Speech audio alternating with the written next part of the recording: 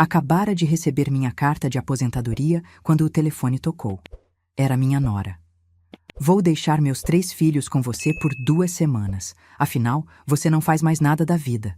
Desliguei na cara dela e decidi dar-lhe uma lição que jamais esqueceria. Quando ela voltou de sua viagem de negócios, ela entrou em choque. Mas antes de continuar, confira se você já está inscrito no canal e escreva nos comentários. De onde você está assistindo este vídeo? Adoramos saber até onde nossas histórias estão chegando. Meu nome é Teresa e durante 38 anos dediquei minha vida ao ensino fundamental. Sonhava com o dia em que finalmente poderia descansar, viajar e aproveitar tudo o que adiei por tanto tempo. Quando o tão esperado dia chegou, a sensação foi indescritível. Finalmente seria dona do meu próprio tempo.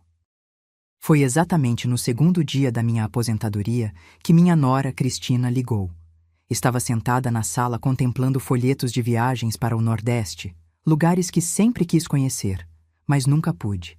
Primeiro veio a criação do meu filho Rafael sozinha, depois que meu marido Antônio faleceu em um acidente de carro. Depois vieram anos sacrificando tudo para dar a ele educação de qualidade. Quando vi o nome de Cristina no telefone, hesitei. Sempre que ligava, era para pedir algo. Atendi mesmo assim. Teresa, ela começou, sem nem me cumprimentar.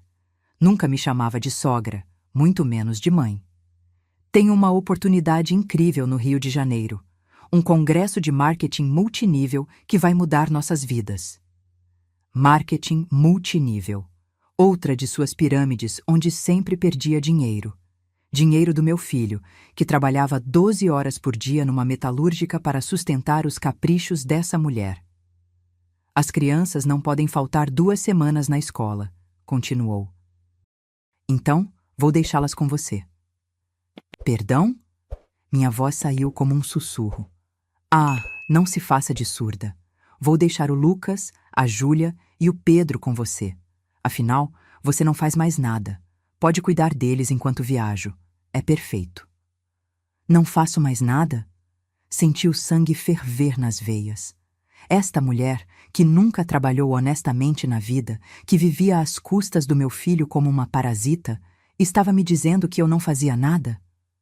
Cristina, tenho planos, respondi, tentando manter a calma. Planos? Ela riu com aquela risada aguda que eu tanto detestava. Que planos uma velha aposentada pode ter? Tricotar, ver novelas? Por favor, Teresa, não seja ridícula. Deixo eles amanhã às 7 da manhã. E não lhes dê besteiras como da última vez. Da última vez. A última vez que vi meus netos foi há 4 meses, no aniversário de Pedro. E só por 1 hora, porque, segundo ela, eles tinham que ir para a casa dos outros avós, os importantes, os que têm dinheiro. Eu não vou cuidar deles, Cristina, disse com firmeza. Como não? Você é a avó deles, é sua obrigação. Além disso, o Rafael concorda. Mentira. Meu filho nem sabia disso, tenho certeza. Ele trabalhava o dia inteiro para sustentar os caprichos desta mulher. Se quiser ver seus netos alguma vez, é melhor cooperar, ela ameaçou. Porque sou eu quem decide se eles terão avó ou não. Foi nesse momento que algo dentro de mim se quebrou. Ou melhor, algo em mim despertou. Se me conhecessem, saberiam que a professora Teresa nunca se calou diante de uma injustiça. E essa mulher acabava de me declarar guerra. Está bem, Cristina, eu disse com a voz mais doce que consegui fingir. Traga-os amanhã. Assim que eu gosto. E não os mime. Você sabe que eles são crianças difíceis, mas é porque você nunca soube educar o Rafael. Se ele tivesse tido uma mãe decente... Desliguei antes que ela terminasse a frase. Fiquei ali sentada, olhando para meu certificado de aposentadoria emoldurado na parede. 38 anos formando gerações, e minha própria nora me tratava como empregada gratuita. Mas se aprendi uma coisa em todos esses anos de magistério, é que as melhores lições não são ensinadas com palavras. Peguei meu celular e disquei um número que não usava há anos. Mariana. Sim, sou eu, Teresa. Preciso da sua ajuda. Você se lembra daqueles gravadores pequenos que usou na separação? Exato. E mais uma coisa, Sua irmã ainda trabalha no conselho tutelar? Perfeito. Desliguei e servi-me um chá de camomila. Amanhã começaria a verdadeira educação, mas não seria a das crianças. Cristina estava prestes a aprender a lição mais importante da sua vida. Nunca subestime uma professora aposentada com tempo livre e sede de justiça. Às 7h15 da manhã seguinte, Cristina estacionou na frente da minha casa. As crianças desceram arrastando os pés, cada uma com uma mochila maior que elas próprias. Eles já tomaram café da manhã, mas não dei almoço nem jantei. Isso fica com você, disse Cristina, checando o batom no espelho retrovisor. Lucas tem alergia à poeira. Júlia não come nada verde. Pedro precisa do tablet para dormir. E Rafael sabe que eles estão aqui? Perguntei, observando as crianças que pareciam extremamente infelizes. Rafael está trabalhando, como sempre. Alguém tem que sustentar esta família. Ela me olhou de cima a baixo. Nem todos têm a sorte de se aposentar com pensão do governo. Minha pensão, R$ 3.800 mensais depois de 38 anos de serviço. Cristina gastava mais do que isso em unhas e extensões de cílios. As crianças entraram arrastando os pés. Lucas, de 13 anos, com o celular grudado na cara. Júlia, de 10, com uma expressão de desgosto permanente, e Pedro, de 7, já procurando onde ficava a televisão. Comportem-se com a avó, disse Cristina sem nenhuma convicção. Depois, aproximou-se de mim e sussurrou. E não se atreva a encher a cabeça deles com suas ideias ultrapassadas. Lembre-se que sou eu quem decide se vocês se verão de novo. Ela foi embora sem se despedir dos filhos. Nem um beijo, nem um abraço, apenas o som do motor potente do seu carro novo se afastando. Fiquei ali parada com 3 crianças que me olhavam como se eu fosse uma estranha. E, de certa forma, era. Cristina havia construído um muro entre nós ao longo dos anos, com comentários maldosos sobre mim, limitando visitas, desvalorizando meus presentes. Vovó, onde está o Wi-Fi? Lucas quebrou o silêncio. Preciso do Wi-Fi. Agora. O roteador está com problema, menti. Na verdade, eu o havia desligado de propósito. O quê? Não pode ser. Mãe! Mãe! Ele começou a gritar como se estivesse sendo torturado. Sua mãe já foi, Lucas, e gritar não vai trazer o internet de volta. Você é a pior avó do mundo, por isso ninguém gosta de você. Aí estava o veneno de Cristina saindo pela boca do meu próprio neto. Não me doeu. Eu já estava preparada. Estou com fome, interrompeu Júlia, mas não vou comer nada do que você fizer. Mamãe diz que você cozinha mal e por isso o papai é tão magro. E eu quero ver desenho, acrescentou Pedro. Em casa eu vejo desenho o dia todo. Olhei para os 3. Produtos perfeitos do descuido disfarçado de educação moderna. Crianças que não conheciam limites, que não entendiam o que era respeito, que haviam sido programadas para me desprezar. Respirei fundo. Tinha 14 dias pela frente. 14 dias para mudar o curso dessa história. E eu tinha um plano. Decidi começar meu plano naquela mesma manhã. Depois de observar o comportamento dos meus netos por 1 hora, Lucas gritando pela falta de internet, Júlia reclamando de fome, mas se recusando a comer qualquer coisa que eu oferecesse, e Pedro chutando os móveis porque não havia canais de desenho na minha televisão antiga, reuni os 3 na sala. Tenho algumas regras para a estadia de vocês aqui, anunciei calmamente. Regras? Não seguimos regras, retrucou Lucas com desdém. Mamãe diz que regras são para pessoas sem criatividade. Sorri pacientemente. Na minha casa temos regras. Primeira, todos contribuem. Segunda, privilégios são ganhos, não dados. Terceira, respeito é obrigatório. O que isso significa? Perguntou Júlia, rolando os olhos. Significa que se vocês querem Wi-Fi, televisão ou qualquer outra coisa, terão que ganhar esses privilégios. Isso é ridículo, gritou Lucas. Vou ligar para a mamãe. À vontade, respondi, entregando-lhe meu telefone fixo. O número dela está na agenda. Ele discou furiosamente. Após algumas tentativas, desligou. Ela não atende. Claro que não, disse calmamente enquanto colocava um gravador discreto sob a mesa de centro. Sua mãe está muito ocupada no congresso de marketing dela. Os três me olharam confusos. Enquanto isso, Lucas, você vai ajudar a lavar a louça do café da manhã. Júlia, você vai arrumar as camas.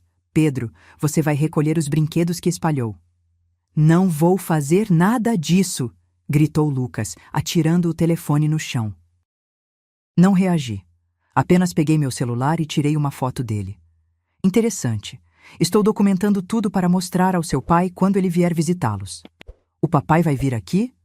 Os olhos de Pedro se iluminaram. Claro que sim. Acha que vou deixar 3 crianças comigo por 2 semanas sem que o pai delas saiba? Essa informação pareceu desconcertá-los. Pela primeira vez, vi uma brecha na armadura de hostilidade que Cristina havia construído. Agora podem escolher. Ou ajudam com as tarefas designadas, ou passam os próximos 14 dias sem eletrônicos, sem sobremesa e sem passeios. Para minha surpresa, depois de alguns minutos de birra, eles começaram a fazer o que pedi. Mal-humorados e reclamando, mas fizeram. Era um começo. Naquela tarde, enquanto os 3 assistiam um desenho que permiti como recompensa pelo trabalho matinal, liguei para meu filho. Rafael, sou eu, sua mãe. Mãe, tudo bem? Aconteceu alguma coisa? Sim. Estou com seus filhos na minha casa. Um longo silêncio seguiu. Como assim? Cristina os deixou aqui esta manhã. Disse que ia para um congresso no Rio por 2 semanas e que você sabia. Outro silêncio. Eu não sabia de nada disso. Ela me disse que ia visitar a mãe dela e levaria as crianças. Exatamente como eu suspeitava. Bom, eles estão comigo agora, mas acho que você deveria passar aqui para vê-los. Há coisas que precisamos conversar. Estou saindo do trabalho agora mesmo. 1 hora depois, Rafael chegou. Quando as crianças o viram, algo extraordinário aconteceu. Os 3 correram para abraçá-lo, como se fazia semanas que não o viam. Na verdade, provavelmente fazia mesmo. Papai, a vovó não tem internet, queixou-se Lucas imediatamente. E ela quer que a gente faça tarefas, adicionou Júlia. E a TV dela é pequena e velha, completou Pedro. Rafael olhou para mim confuso. Mãe, o que está havendo? Crianças, por que não vão brincar no jardim enquanto converso com seu pai? Relutantemente, eles obedeceram. Assim que estávamos sozinhos, coloquei todas as cartas na mesa. Rafael, há quanto tempo você não passa um dia inteiro com seus filhos? Ele desviou o olhar envergonhado. Trabalho muito, mãe. Você sabe disso. E quando foi a última vez que você verificou o que Cristina anda fazendo com seu dinheiro? Ou para onde ela viaja todo mês? Do que você está falando? Mostrei a ele o Facebook de Cristina que eu havia acessado através do computador. Fotos dela em resorts, restaurantes caros, lojas de grife, todas postadas em horários em que supostamente estaria trabalhando ou cuidando das crianças. Isso deve ser antigo, ele tentou justificar. Olhe as datas, Rafael, e olhe isso. Mostrei a ele as menções a um tal de Daniel que aparecia com frequência nos comentários, sempre com corações e emojis suspeitos. Meu filho empalideceu. Eu não sabia. Claro que não sabia. Você está tão ocupado trabalhando para sustentar o estilo de vida dela que nem percebe que seus filhos estão sendo criados sem limites, sem valores e, pior, sendo envenenados contra você e contra mim. Envenenados? Ele parecia genuinamente confuso. Cristina tem me afastado sistematicamente das crianças há anos. Sabe quantas vezes vi meus netos no último ano? 6 vezes, Rafael. 6 breves visitas onde eu mal podia abraçá-los, porque, segundo Cristina, eu os mimava demais. E quanto a você? Você é praticamente um estranho para seus próprios filhos. Rafael desabou no sofá, segurando a cabeça entre as mãos. Meu Deus, o que eu fiz? A pergunta não é o que você fez, é o que você vai fazer agora. Coloquei minha mão em seu ombro. Essas crianças precisam do pai delas, Do pai real, não do caixa eletrônico que paga as contas e depois desaparece. Naquela noite, Rafael fez algo que não fazia há anos. Jantou com os filhos. Foi uma refeição tensa no início. As crianças não sabiam como agir com o pai presente, mas logo começaram a se abrir. Pedro contou sobre seu novo jogo. Júlia mencionou que queria fazer balé, mas mamãe disse que é muito caro.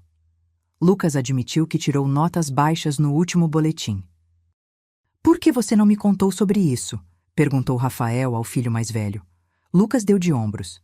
"Você nunca está em casa. E mamãe disse que você não se importa com essas coisas, só com trabalho." Vi a dor nos olhos do meu filho.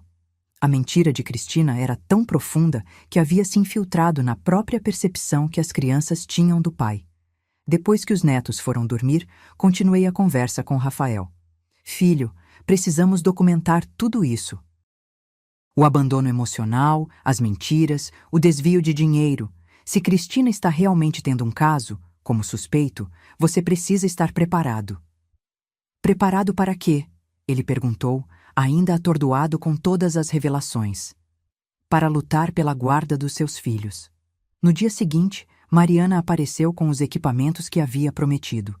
3 gravadores discretos e uma pequena câmera que parecia um detector de fumaça. Instalamos tudo estrategicamente pela casa. "Sua nora parece um pesadelo", comentou Mariana enquanto testávamos os equipamentos. "Você não faz ideia." Contei a ela sobre como Cristina havia me afastado das crianças, como manipulava meu filho, como usava o dinheiro dele para sustentar um estilo de vida de luxo, enquanto ele mal tinha tempo para ver os próprios filhos. "E o pior", continuei, "é o que ela está fazendo com essas crianças. Está criando pequenos monstros sem empatia, sem responsabilidade, que acham que o mundo lhes deve tudo." "Bem, com 2 semanas você não vai conseguir reverter anos de danos", alertou Mariana. "Mas pode plantar sementes." E foi exatamente isso que comecei a fazer. Estabeleci uma rotina clara: café da manhã às 8 horas. Depois, cada um tinha suas tarefas: almoço ao meio-dia. À tarde, permitia algumas horas de eletrônicos, mas só depois que terminassem o dever de casa e ajudassem com alguma coisa na casa. Jantar às 19 horas, sempre com Rafael presente. Os primeiros dias foram uma batalha constante. Lucas tentou fugir 2 vezes. Júlia se recusou a comer quase tudo que eu preparava. Pedro chorou por horas, porque eu não o deixei jogar no tablet durante o jantar. Mas lentamente, quase imperceptivelmente, comecei a ver mudanças. Na manhã do 5º dia, Lucas desceu para o café da manhã sem que eu precisasse chamá-lo 3 vezes. "Posso ajudar a colocar a mesa?" ele perguntou, surpreendendo a todos, inclusive a si mesmo. No 6º dia, encontrei Júlia olhando as fotos do meu álbum de família. "Quem é essa com o papai?" perguntou, apontando para uma foto onde eu abraçava Rafael criança. "Sou eu, quando seu pai tinha mais ou menos a sua idade." "Vocês parecem felizes." Éramos. Não tínhamos muito dinheiro depois que seu avô morreu, mas tínhamos um ao outro. Ela ficou em silêncio por um momento. "A mamãe diz que você não cuidou bem do papai. O que você acha?" Ela deu de ombros, mas vi a dúvida em seus olhos. A primeira rachadura no muro de mentiras de Cristina. No 7º dia, algo extraordinário aconteceu. Pedro teve um pesadelo e, em vez de chamar pelos pais ou chorar sozinho, veio até meu quarto. "Vovó", ele sussurrou, "posso dormir com você? Tive um sonho ruim." Abri os braços e ele se aninhou contra mim. "Claro que pode, meu amor." "Vovó", ele murmurou meio adormecido, "por que a gente não te visita mais? O que sua mãe diz sobre isso?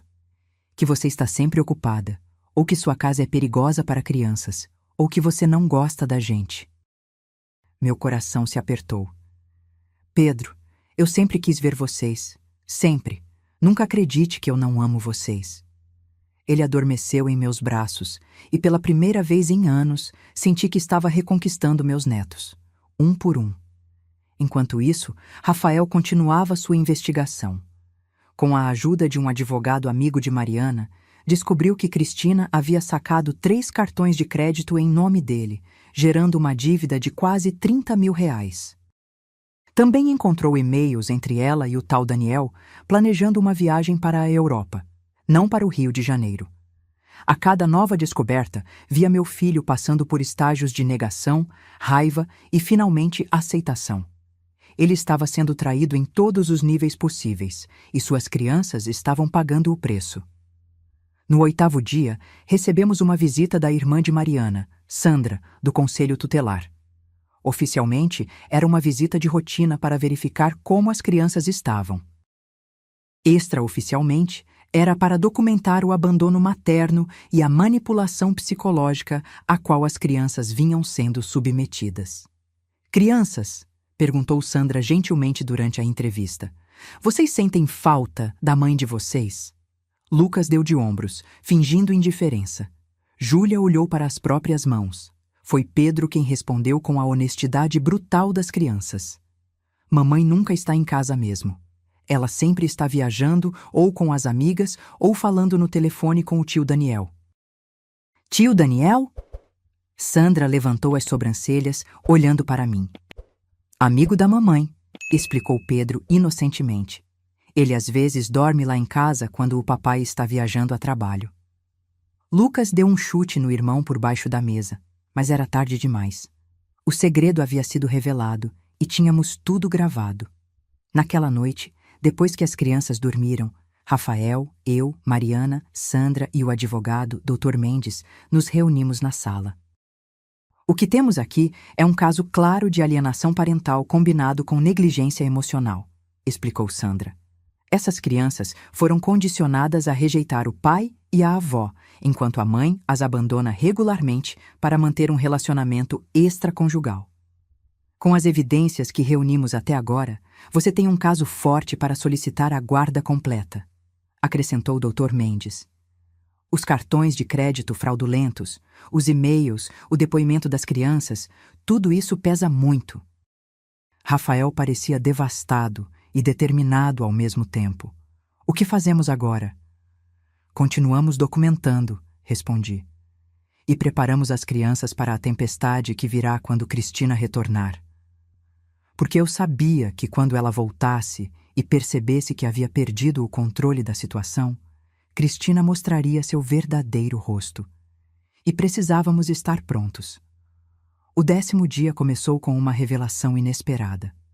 Enquanto preparava o café da manhã, ouvi um choro abafado vindo do quarto de Júlia. Encontrei minha neta sentada na cama, abraçada numa pequena caixa de madeira. O que foi, meu bem? Perguntei, sentando-me ao seu lado. Ela tentou esconder a caixa, mas eu já havia visto. Nada, murmurou, secando rapidamente as lágrimas. Júlia, você pode confiar em mim. Após alguns momentos de hesitação, ela abriu a caixa.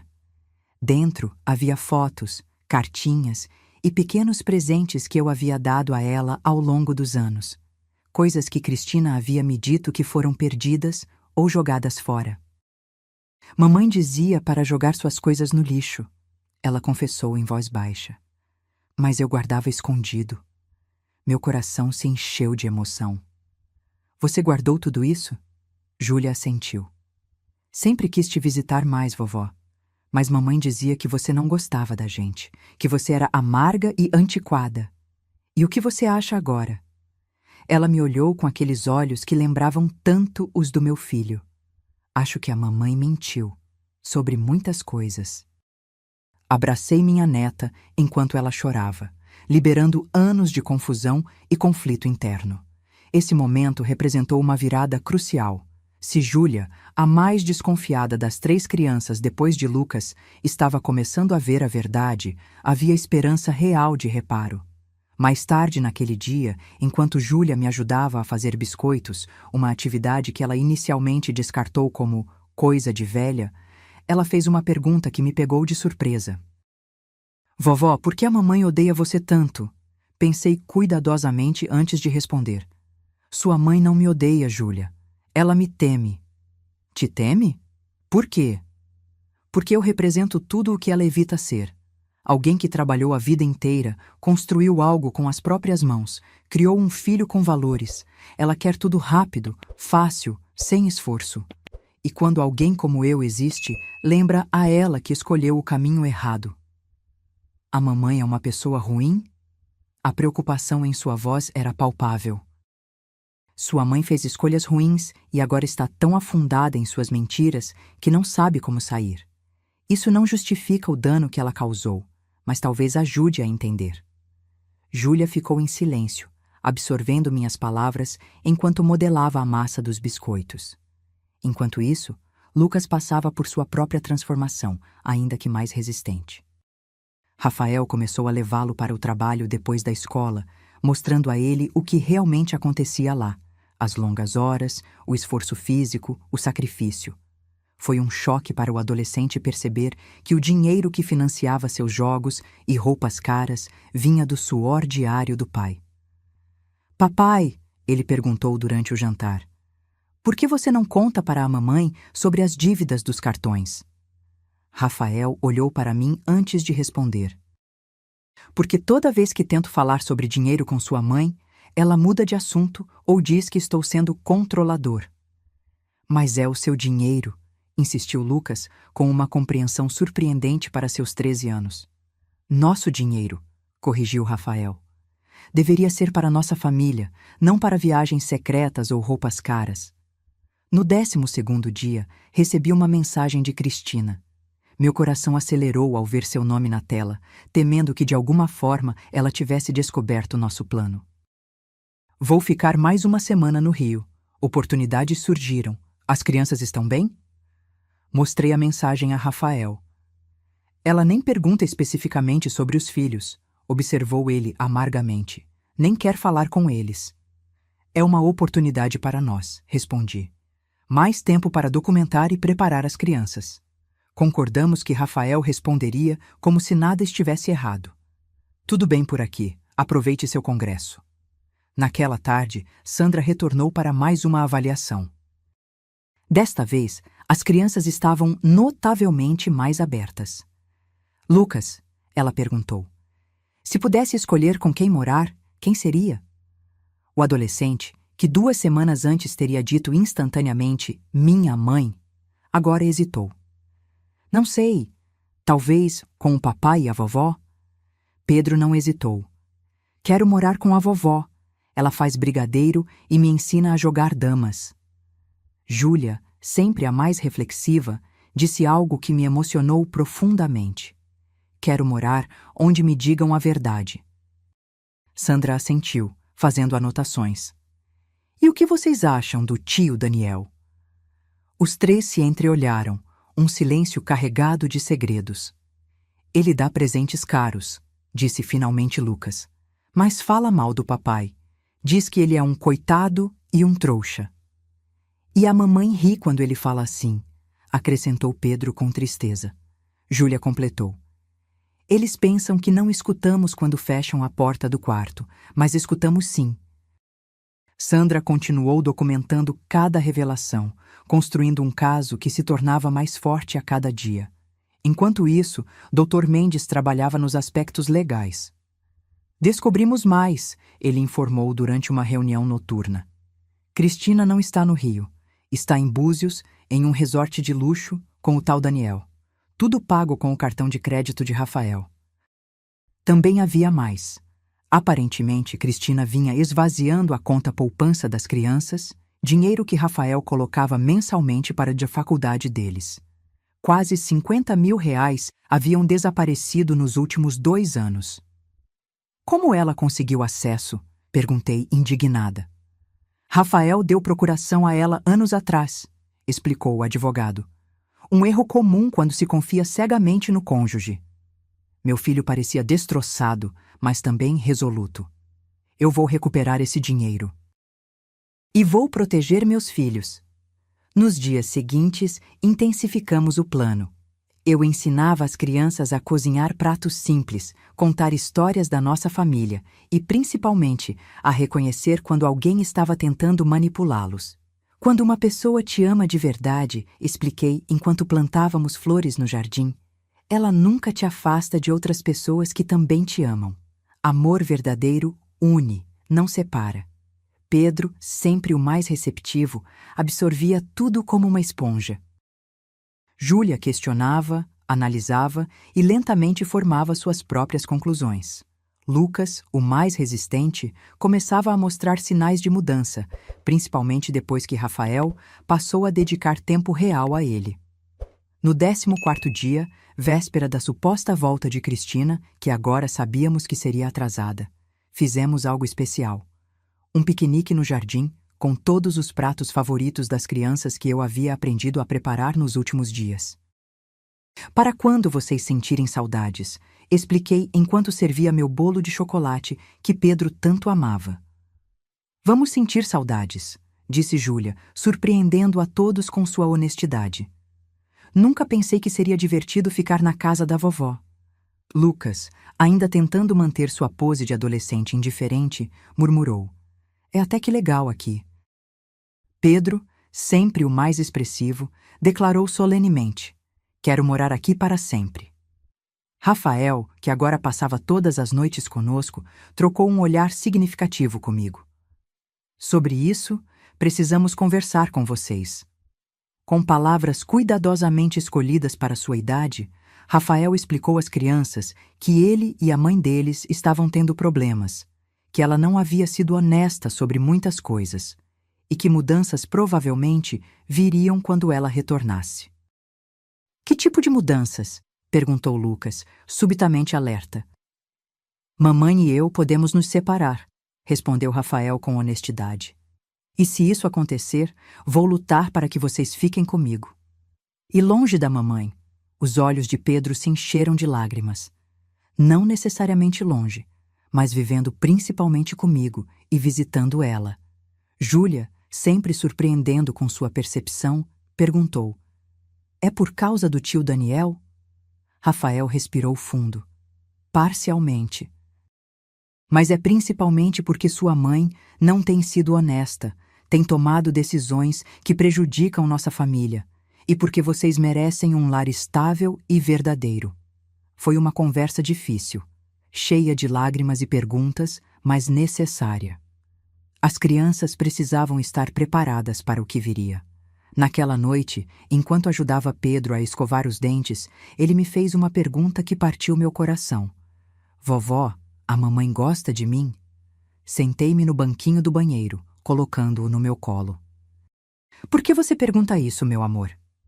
Porque uma vez eu ouvi ela dizer para o tio Daniel que eu fui um acidente. Respirei fundo, lutando contra a raiva que sentia de Cristina. Pedro, olhe para mim. Você não é um acidente. Você é um presente. E se sua mãe não consegue ver isso, o problema é dela, não seu. Então por que ela me teve? Essa era uma pergunta difícil demais para uma criança de 7 anos, mas Pedro merecia algum tipo de resposta. Às vezes, pessoas têm filhos pelas razões erradas, mas isso não diminui o quão especial você é. Você é amado pelo seu pai, por mim, pelos seus irmãos, e isso é o que importa. Ele me abraçou forte, e naquele momento prometi a mim mesma que faria tudo ao meu alcance para proteger essas crianças da toxicidade de sua própria mãe. Na manhã seguinte, recebemos uma ligação que mudou tudo. Era Cristina, claramente irritada. O que está acontecendo aí? Rafael não está atendendo minhas ligações e agora está dormindo na sua casa? Rafael pegou o telefone. Estou aqui, Cristina. Precisamos conversar quando você voltar. Sobre o quê? Sua voz estava defensiva. Sobre muitas coisas. Os cartões de crédito que você tirou em meu nome, para começar. Ou sobre o dinheiro da poupança das crianças que desapareceu. Um silêncio tenso seguiu-se, seguido por uma explosão de raiva. Quem você pensa que é para me investigar?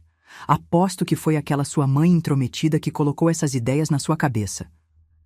Volte para casa, Cristina. Temos muito a discutir.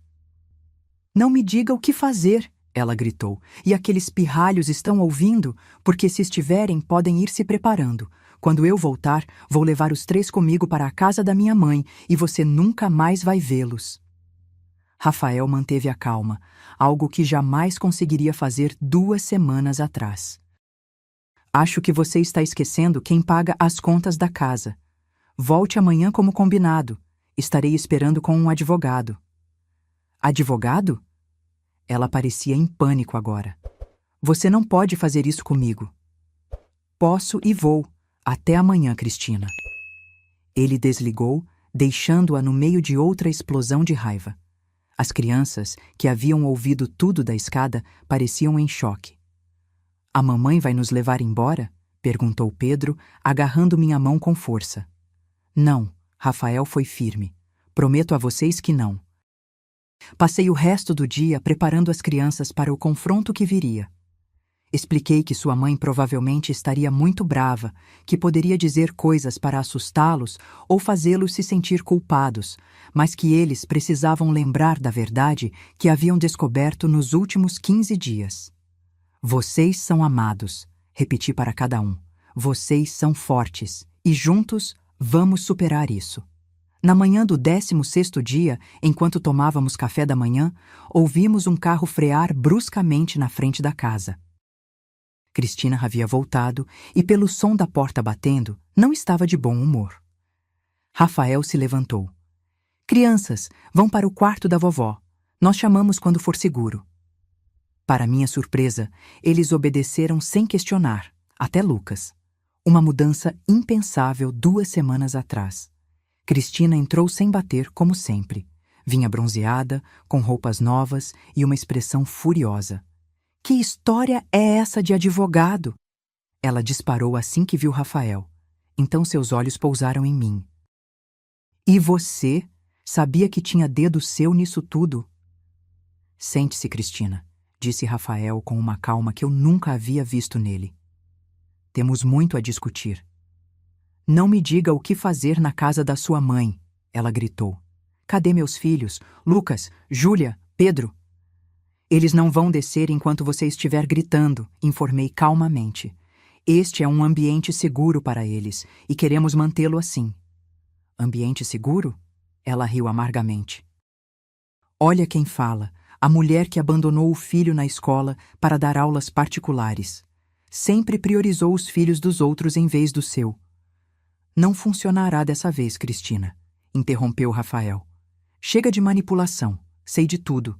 Sobre Daniel, sobre os cartões de crédito, sobre o dinheiro da poupança das crianças, sobre suas viagens de trabalho. O rosto dela empalideceu, mas rapidamente se recompôs. Não sei do que você está falando. Está delirando. Tenho provas de tudo, Rafael continuou, colocando uma pasta sobre a mesa. Extratos bancários, e-mails, fotos, até o depoimento das crianças sobre o tio Daniel, que dorme no nosso quarto quando estou viajando. Cristina congelou por um momento, depois tentou mudar de tática. Rafael, querido, você está confuso. Deixe-me explicar. Não há nada para explicar. Quero o divórcio e a guarda das crianças. Guarda? Ela soltou uma risada histérica. Você mal vê seus filhos, trabalha o dia todo, como vai cuidar deles? Com a ajuda da minha mãe, para começar. E já conversei com meu chefe. Vou reduzir minhas horas. As crianças são minha prioridade agora. Você não pode tirar meus filhos de mim, ela gritou, a máscara de calma completamente desfeita. Você mesma os abandonou aqui por 2 semanas para ir a Búzios com seu amante. Nem sequer ligou para saber como estavam, só mandou uma mensagem para avisar que ficaria mais tempo longe. Búzios? Ela tentou fingir confusão. Do que você está falando? Eu estava no congresso no Rio. Rafael mostrou fotos do Facebook que Daniel havia postado, marcando a localização em Búzios, com Cristina claramente visível ao fundo. Percebendo que estava encurralada, Cristina mudou de tática novamente, desta vez para ameaças. Se você tentar tirar meus filhos, vou dizer ao juiz que você é violento, que bate nas crianças, que é negligente. Quem você acha que vão acreditar? Em mim, a mãe dedicada, ou em você, o pai ausente? Temos tudo gravado, eu disse calmamente, apontando para os equipamentos discretos espalhados pela sala. Inclusive esta conversa. inclusive sua ameaça de falsamente acusar meu filho de abuso. O rosto de Cristina se contorceu em uma máscara de ódio puro. Você! Ela apontou o dedo para mim, tremendo de raiva. Você planejou tudo isso. Nunca aceitou que eu fosse esposa do seu filhinho. Sempre quis nos separar. Não, Cristina, respondi com calma. Eu só queria que meu filho e meus netos fossem felizes. Você escolheu o caminho da mentira e da manipulação. Estas são as consequências. Antes que ela pudesse responder, ouvimos passos na escada. As crianças haviam descido, atraídas pelos gritos. Mamãe! A voz de Pedro tremeu ligeiramente. Cristina imediatamente mudou sua expressão, abrindo um sorriso forçado. Meus amores, venham dar um abraço na mamãe. Estou com tanta saudade. Para minha surpresa, as crianças não correram para ela. Ficaram paradas na escada, observando. Não é o que parecia pelo telefone ontem, disse Lucas com uma frieza impressionante para seus 13 anos. Você nos chamou de pirralhos. O quê?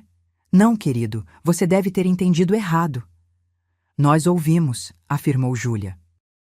Você disse que ia nos levar embora para a vovó Marta e que o papai nunca mais nos veria.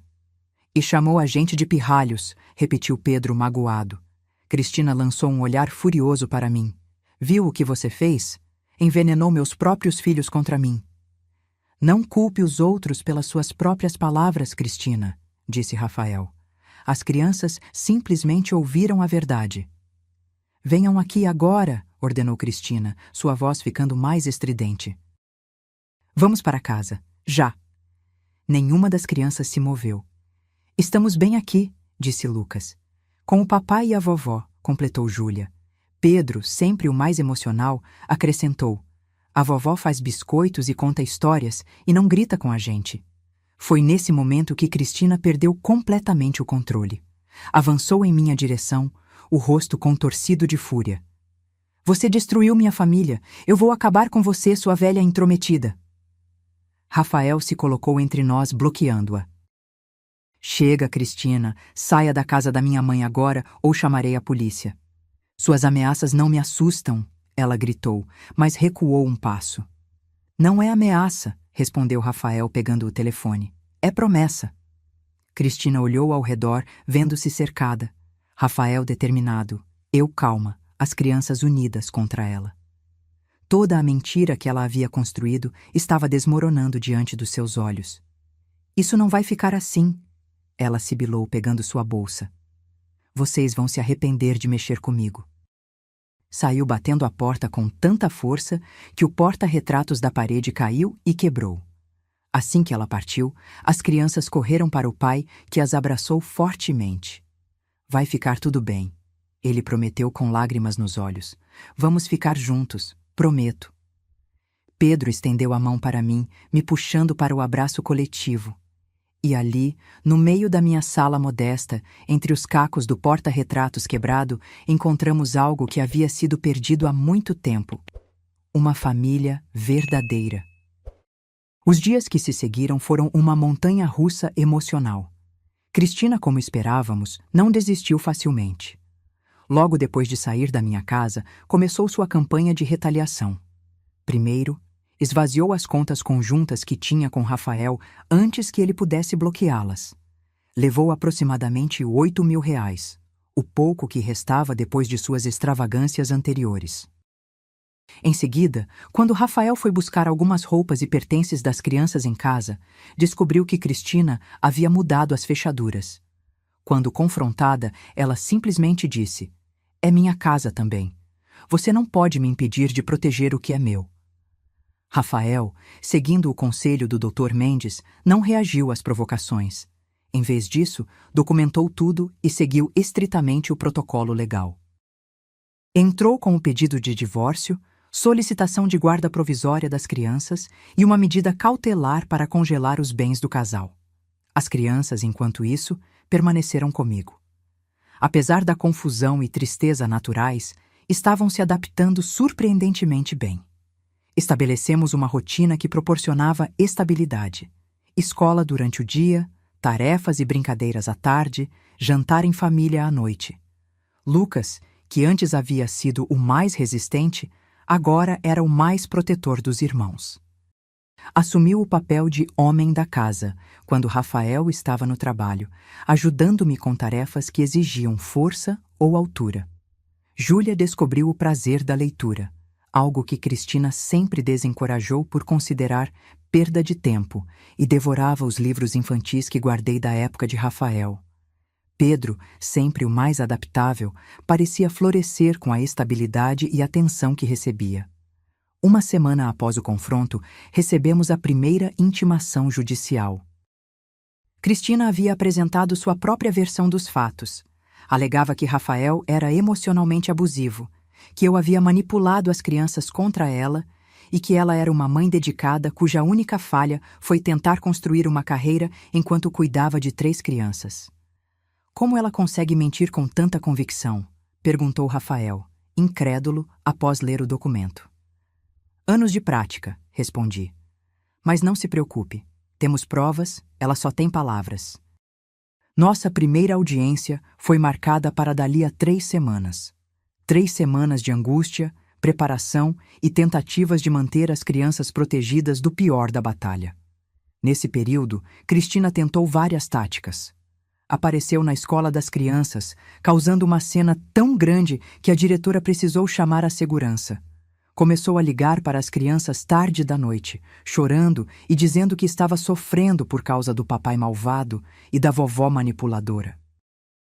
A pior tentativa veio na 3ª semana, quando descobrimos que ela havia criado perfis falsos nas redes sociais para espalhar rumores sobre mim e Rafael.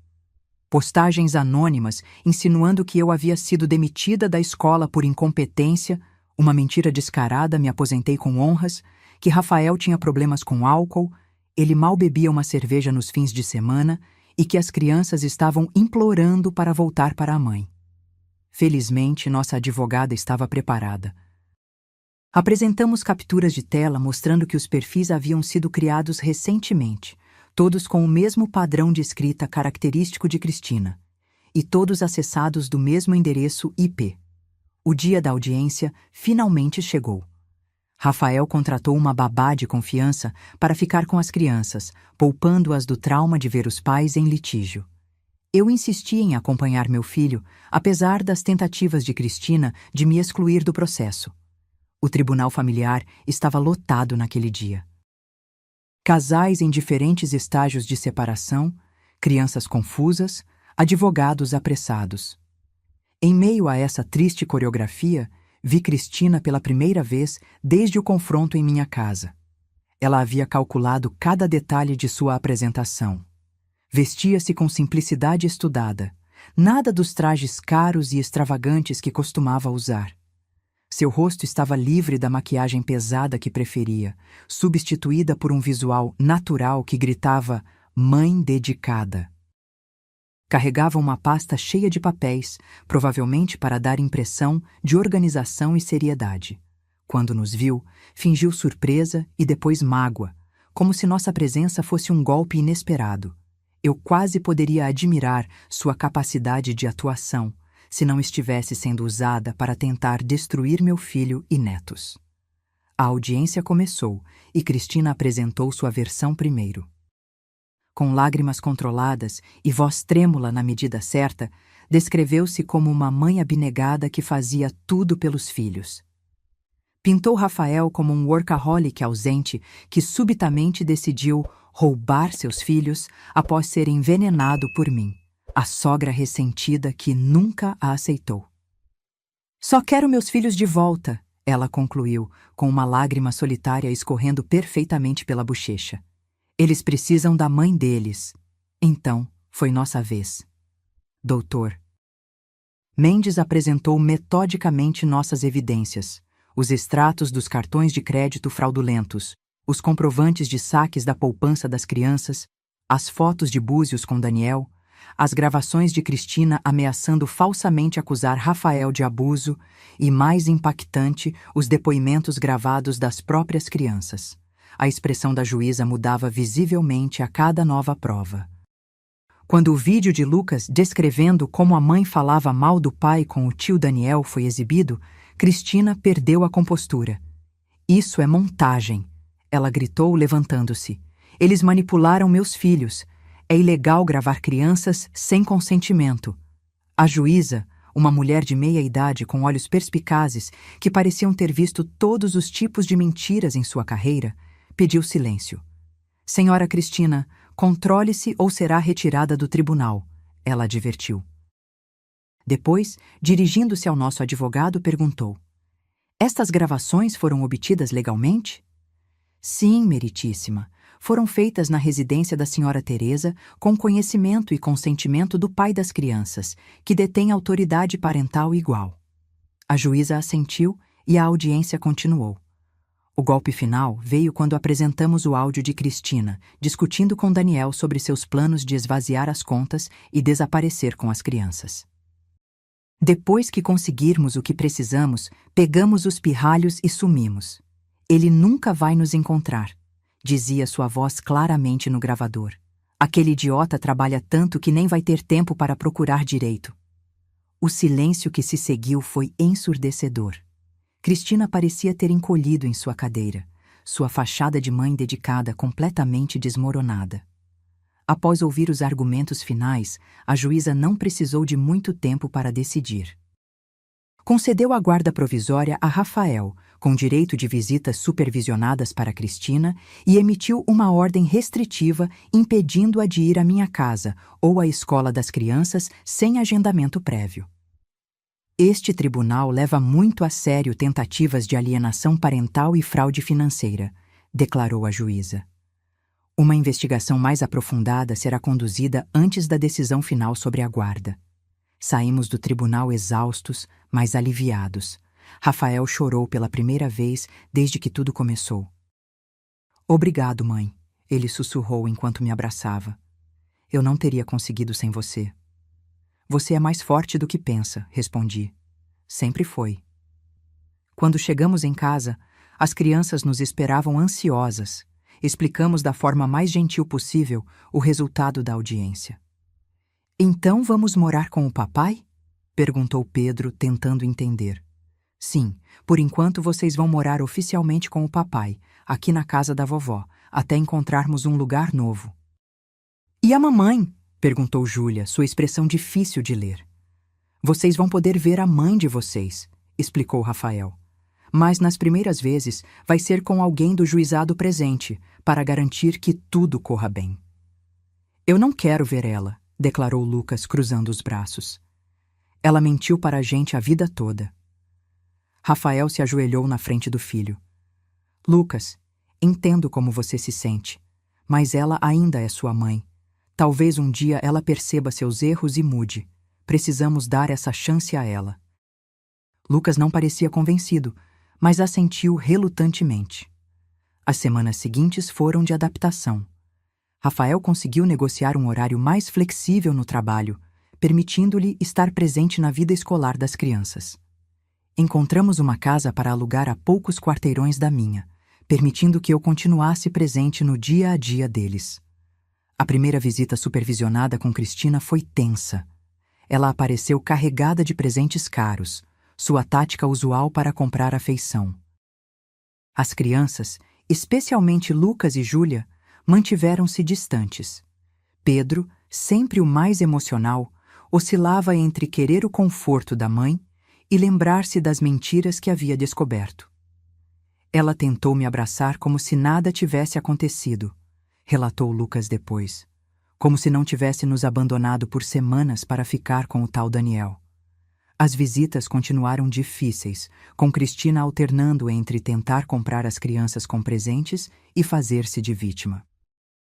Em uma ocasião particularmente perturbadora, ela tentou convencer Pedro a contar a verdade sobre como o papai e a vovó são maus, resultando na suspensão temporária das visitas até uma nova avaliação psicológica. Enquanto isso, nossa nova rotina familiar começava a se solidificar. Rafael descobriu talentos domésticos que nunca soube que tinha. Cozinhava surpreendentemente bem e tinha uma paciência infinita para ajudar com lições de casa. Eu ofereci minha experiência como professora, ajudando as crianças a recuperarem o atraso escolar que haviam acumulado durante os anos de negligência. 2 meses após a audiência inicial, uma descoberta surpreendente virou o caso completamente. Daniel, o amante de Cristina, entrou em contato com nosso advogado. Aparentemente, Cristina havia tentado convencê-lo a mentir no tribunal, afirmando que nunca haviam tido um caso e que Rafael inventava histórias por ciúme. Não posso fazer isso, ele disse durante a reunião em que revelou tudo. Estou cansado das mentiras. Ela me manipulou tanto quanto manipulou vocês. Ele forneceu mensagens de texto, e-mails e até gravações próprias que documentavam não apenas o caso de 4 anos, mas também os planos de Cristina para sugar o máximo de dinheiro possível de Rafael antes de deixá-lo. Ela dizia que o odiava, revelou Daniel, parecendo genuinamente perturbado. Que só estava com ele pelo dinheiro e status. Que assim que conseguisse o suficiente, se divorciaria e ficaria com a casa, pensão alimentícia e a guarda das crianças, que ela planejava usar como arma contra ele.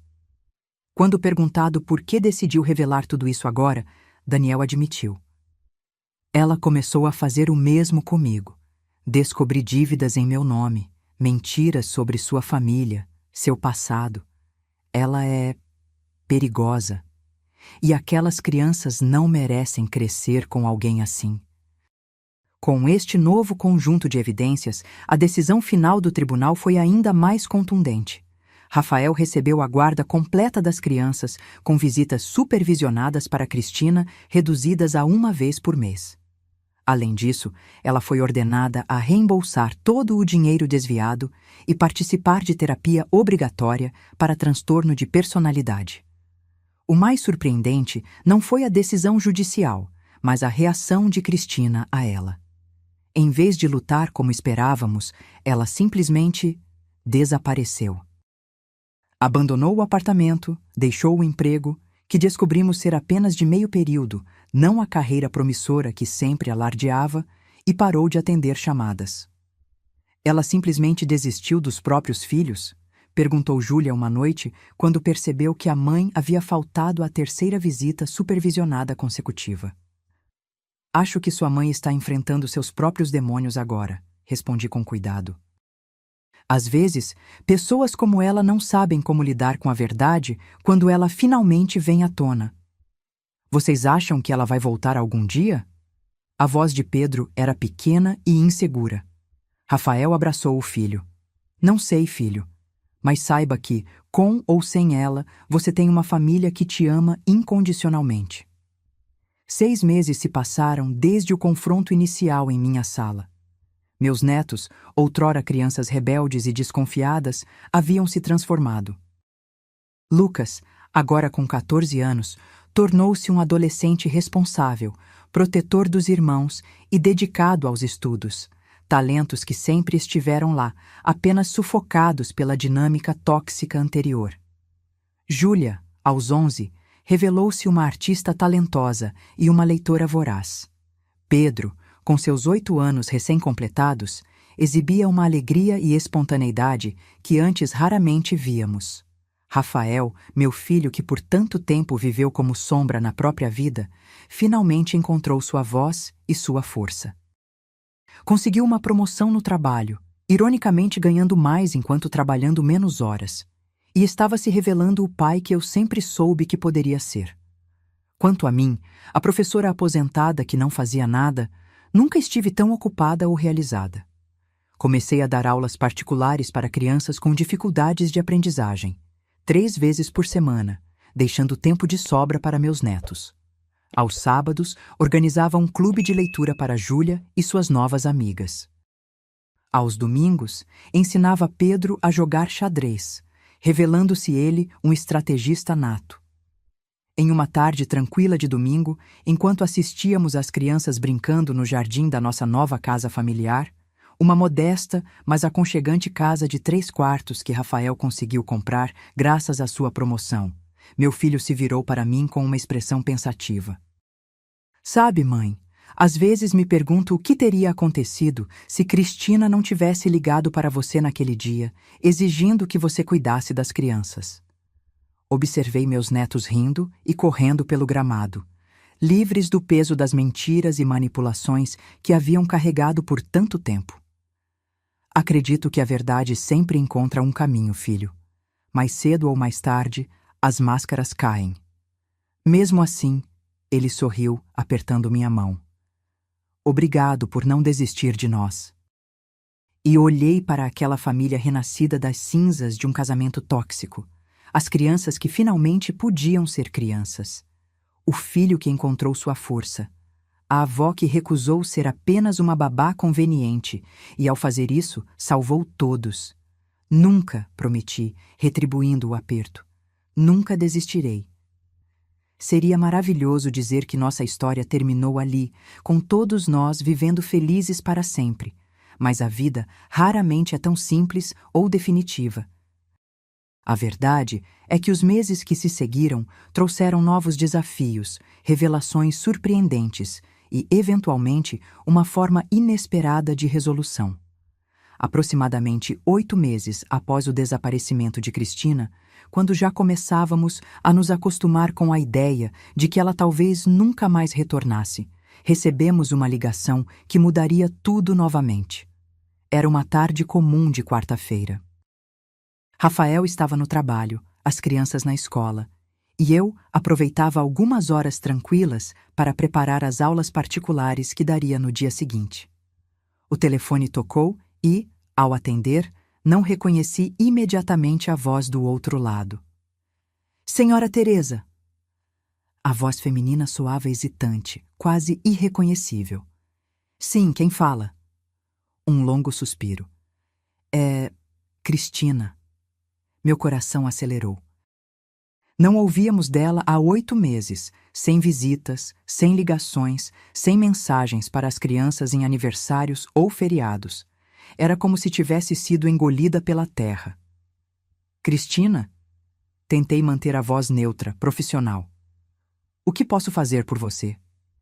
Eu sei que não tenho direito de pedir nada, mas preciso falar com Rafael. É importante. Algo no tom dela me fez hesitar antes de desligar. Não era o tom manipulador habitual, nem a falsa doçura que usava quando queria algo. Soava quebrada. Rafael está trabalhando agora. Posso dizer que ligue mais tarde. Por favor. Sua voz tremeu ligeiramente. É realmente importante. Estou no Hospital São Lucas, quarto 342. Hospital? Isso não fazia parte do repertório usual de manipulações dela. Você está doente? Outro longo silêncio. Sim. Não é contagioso nem nada que possa afetar as crianças. Mas não sei quanto tempo me resta e preciso falar com ele. Com todos vocês, na verdade. Depois de prometer que passaria o recado, desliguei pensativa. Meu instinto de proteção gritava que poderia ser mais uma armadilha, um esquema elaborado para reconquistar a simpatia das crianças ou manipular Rafael. Mas algo na voz dela. Quando Rafael voltou do trabalho, relatei a ligação com toda a honestidade. Hospital? Ele pareceu genuinamente surpreso. Você acha que é verdade? Não sei, mas é fácil verificar. O Hospital São Lucas é aqui perto. Rafael ficou em silêncio, claramente dividido. Nos últimos 8 meses, ele finalmente havia começado a se curar, a reconstruir sua confiança, a ser o pai que sempre quis ser. E se for só mais um truque? E se não for? Respondi suavemente. Rafael, você não precisa permitir que ela volte à vida de vocês, mas se algo realmente estiver errado, você vai se arrepender de não ter pelo menos verificado. Naquela noite, depois de colocar as crianças na cama, Rafael foi ao hospital. Voltou 2 horas depois com o rosto pálido e os olhos vermelhos. É verdade, ele disse assim que entrou, desabando no sofá. Ela está com câncer de pâncreas em estágio avançado, terminal. Sentei-me ao lado dele, absorvendo a notícia. Quanto tempo? Semanas, talvez poucos meses. Ela descobriu há 6 meses, mas não quis dizer nada. Estava envergonhada. Disse que não merecia nossa simpatia depois de tudo o que fez. Isso não soava como a Cristina que conhecíamos, a mulher que nunca admitia erro, que sempre encontrava alguém para culpar. ela parece diferente. Muito diferente. Rafael passou as mãos pelo rosto. Quase irreconhecível fisicamente também. Emagreceu tanto, perdeu o cabelo pela quimioterapia. Mas é mais do que isso. É como se a máscara tivesse caído. Ou talvez a doença tenha trazido alguma clareza, não sei. O que ela quer? Pedir perdão, aparentemente. A mim, a você, às crianças. Diz que não espera que aceitemos, mas precisa tentar antes do fim. Você acredita nela? Rafael suspirou profundamente. Sim, é a primeira vez que sinto que estou falando com a pessoa real, não com uma fachada. Talvez seja preciso encarar a própria mortalidade para finalmente ser honesto. Ficamos acordados até tarde discutindo como proceder.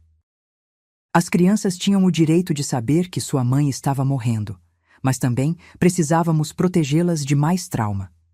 Rafael decidiu que falaria com cada uma individualmente, testando suas reações antes de sugerir uma visita. Lucas, como esperado, foi o mais resistente.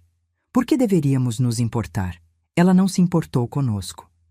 Júlia ficou silenciosa, processando a informação com a maturidade, além de seus anos que sempre demonstrava. Ela realmente vai morrer?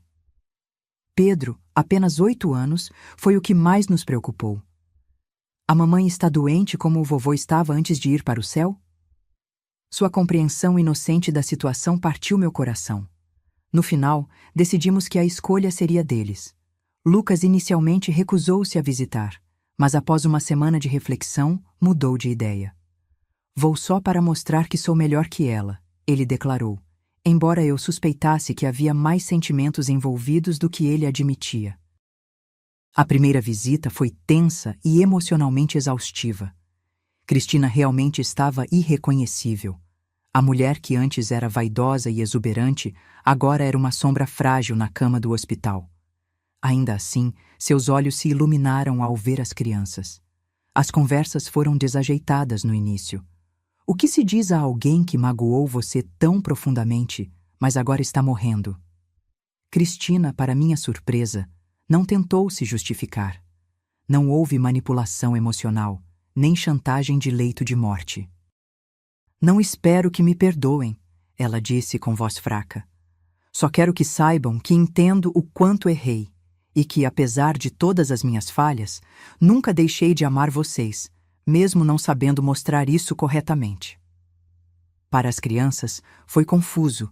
A mãe que os abandonou agora pedia perdão. A mulher que mentira durante anos agora oferecia verdade crua.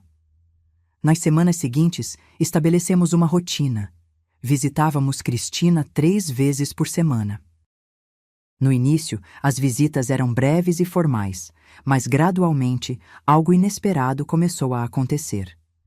Vínculos que pensávamos estarem permanentemente rompidos começaram hesitantemente a se reconectar.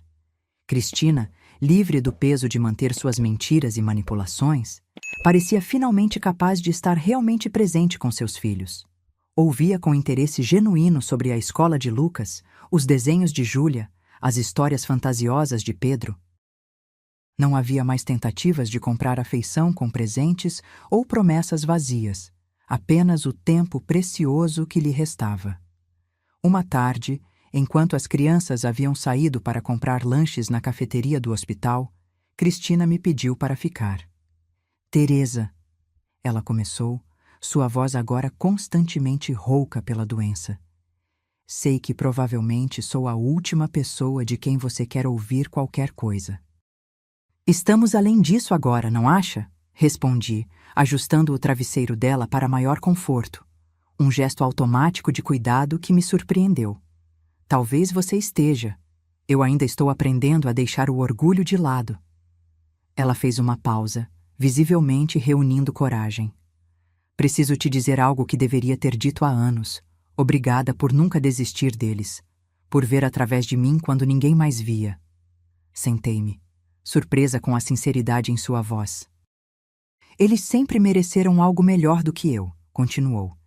Sempre soube disso, no fundo, talvez por isso eu tentasse tanto te afastar.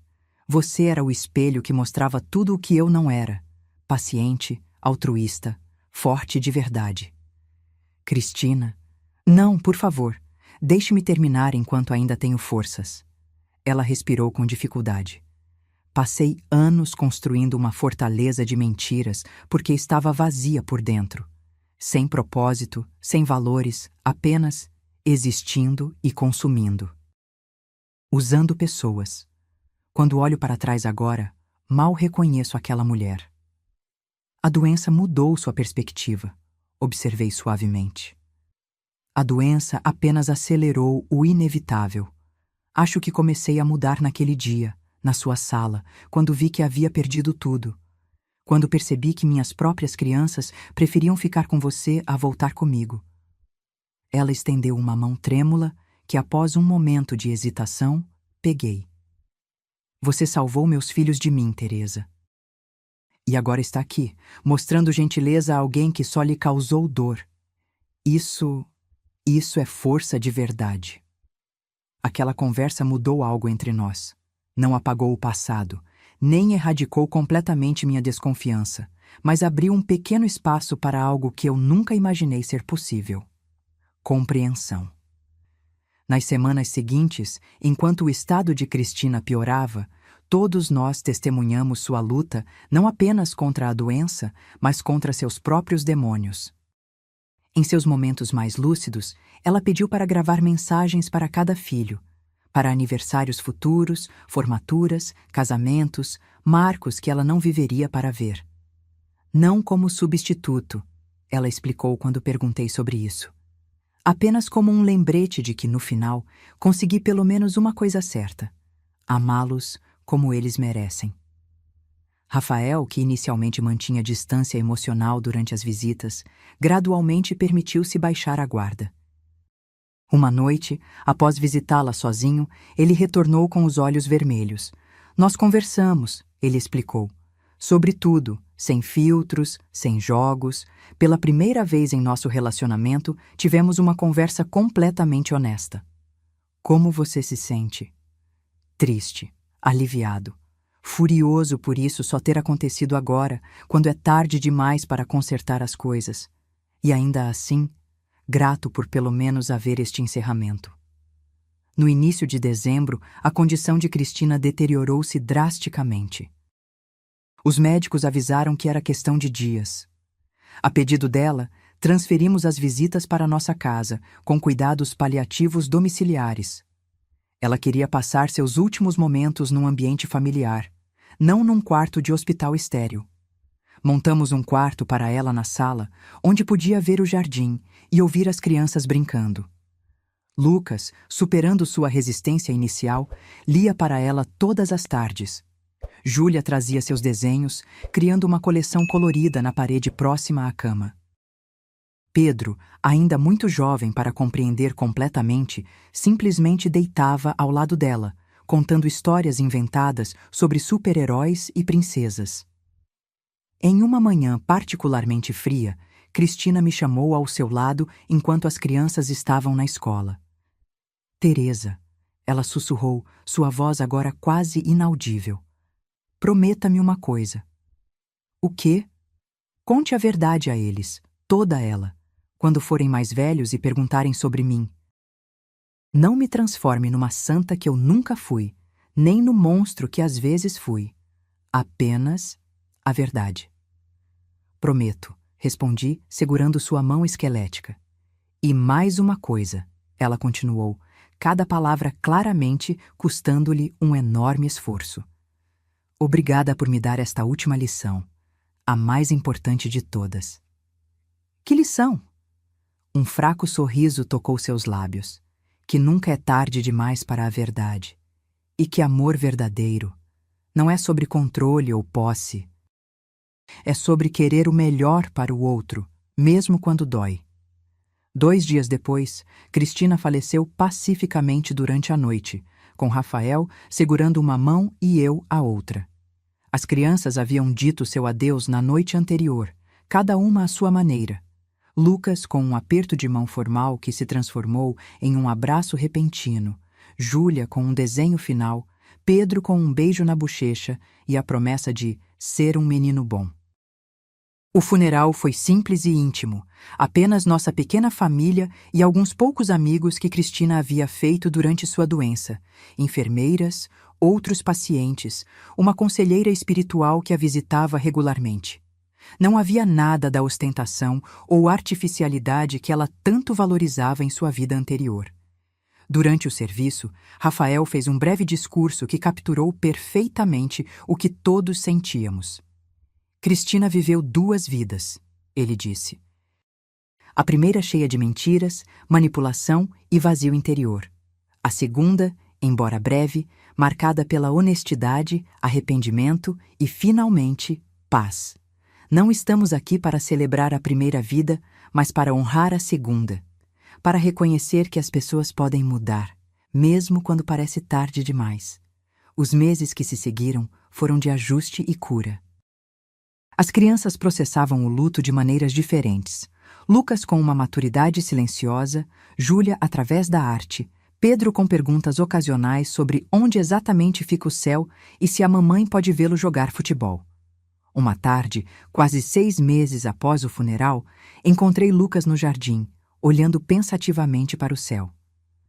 No que está pensando? Perguntei, sentando-me ao seu lado. Em como as coisas são estranhas, respondeu ele. Passei tanto tempo odiando a mamãe e agora sinto falta dela. Não da pessoa que ela era antes, mas da que ela se tornou no final. A vida raramente é simples como gostaríamos, comentei. Vovó, ele virou-se para mim, seus olhos revelando uma profundidade que me lembrava tanto seu pai na mesma idade. Aquele dia em que a mamãe ligou para você querendo deixar a gente aqui, você sabia o que estava fazendo? Quero dizer, você tinha um plano desde o início? Refleti por um momento antes de responder. Não exatamente um plano. Mas sabia que era uma oportunidade para mostrar a verdade. Para vocês, para seu pai, talvez até para sua mãe. A verdade tem um poder próprio, uma vez exposta à luz. Ele assentiu lentamente. Obrigado, por não desistir, mesmo quando a gente era terrível com você. É isso que famílias de verdade fazem, Lucas. Não desistem umas das outras, mesmo nos momentos difíceis. Naquela noite, enquanto observava Rafael ajudando Pedro com o dever de casa, Júlia desenhando tranquilamente no canto e Lucas lendo na poltrona, senti uma profunda sensação de paz. Nossa jornada havia sido dolorosa, cheia de revelações difíceis e perdas, mas também de redenção e segundo chances. A professora aposentada que não fazia mais nada havia, no final, ensinado sua lição mais valiosa. Que a verdade, por mais dolorosa que seja inicialmente, é o único fundamento sobre o qual se pode construir uma família genuína. E essa, percebi, foi a verdadeira vingança contra todas as mentiras e manipulações. Não a destruição de Cristina, mas a reconstrução do que ela havia tentado despedaçar. Nossa família, mais forte, mais honesta e mais amorosa do que nunca. O primeiro aniversário da morte de Cristina chegou mais rápido do que esperávamos. Decidimos marcar a data não com tristeza, mas com uma pequena cerimônia de plantio no jardim, uma cerejeira que floriria na primavera, simbolizando renovação e continuidade. Acho que ela gostaria disso, comentou Rafael enquanto as crianças se revezavam jogando terra ao redor da pequena árvore. Algo bonito surgindo de tudo isso. Concordo, respondi, observando como cada um dos netos lidava com o momento de maneira diferente. Lucas, solenemente metódico, Júlia artística na forma como arranjava as flores ao redor, Pedro entusiasmado com a ideia de que a árvore cresceria junto com ele. Muito havia mudado no ano que se passou. Rafael foi promovido a supervisor na metalúrgica, o que significava melhores horários e mais tempo com os filhos. Descobrimos que ele tinha talento para fotografia, um hobby que começou quase por acidente quando ganhou uma câmera antiga em um bazar beneficente e que agora estava se transformando em uma possível carreira paralela. Lucas, agora com 15 anos, havia se transformado de um adolescente rebelde em um estudante dedicado, com ambições de cursar engenharia. Como o papai queria ter feito, ele explicou, causando lágrimas nos olhos de Rafael. Júlia, aos 12, revelou-se não apenas uma artista talentosa, mas também uma escritora promissora. Seus contos e poemas frequentemente falavam sobre famílias, verdades e transformações, processando suas experiências através da arte. Pedro, agora com 9 anos, continuava sendo o raio de sol da família. Sua energia inesgotável e curiosidade infinita nos lembravam constantemente de encontrar alegria nas coisas simples. Quanto a mim, a vida de aposentada nunca esteve tão ocupada ou gratificante. Minhas aulas particulares se expandiram para um pequeno centro educacional para crianças com dificuldades de aprendizagem. 3 dias por semana eu trabalhava lá, ajudando crianças que muitos haviam desistido, assim como quase desistiram dos meus netos. Nossa vida havia encontrado um novo equilíbrio, não perfeito, mas genuíno. As feridas do passado, embora cicatrizadas, ainda apareciam ocasionalmente. Às vezes, Pedro acordava chorando, sentindo falta da mãe.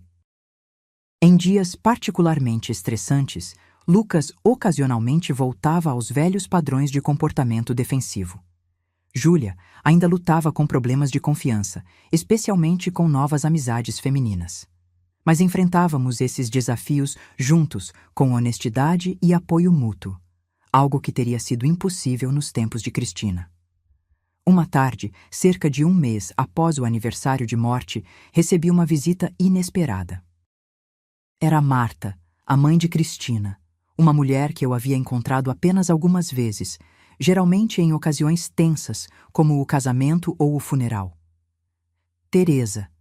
Ela cumprimentou educadamente quando abri a porta. Parecia ter envelhecido décadas desde o funeral. Posso entrar um momento? Hesitei brevemente antes de convidá-la. Nossa relação sempre fora distante, em grande parte porque Cristina costumava nos colocar uma contra a outra, contando versões diferentes dos eventos para cada uma. As crianças não estão, expliquei enquanto servia um café. Rafael as levou para um passeio no parque.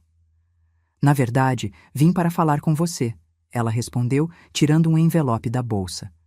Encontrei isto entre as coisas de Cristina. Parece que ela escreveu nos últimos dias, mas nunca entregou. O envelope tinha meu nome escrito na caligrafia trêmula de Cristina dos seus últimos dias. Abri-o com cuidado, encontrando várias páginas de uma carta escrita à mão. Você leu? Perguntei a Marta. Ela assentiu. Li, e acho que explica muito. Comecei a ler silenciosamente. Querida Teresa, se você está lendo isto, significa que finalmente encontrei coragem para lhe entregar esta carta, ou mais provavelmente que parti e alguém a encontrou entre minhas coisas. Há tantas coisas que gostaria de lhe dizer, tantos pedidos de perdão que preciso fazer, mas quero começar explicando algo que talvez ajude a entender, não a justificar, quem eu fui e por que agi como agi. Cresci em uma casa onde amor significava controle. Minha mãe, embora bem-intencionada, me ensinou que para manter alguém, você precisa torná-lo dependente de você. Meu pai era um homem fraco, que permitia ser manipulado em troca de uma paz superficial. Esse foi meu modelo de família feliz. Quando conheci Rafael, vi nele tudo o que meu pai não era: bondoso, trabalhador, honesto.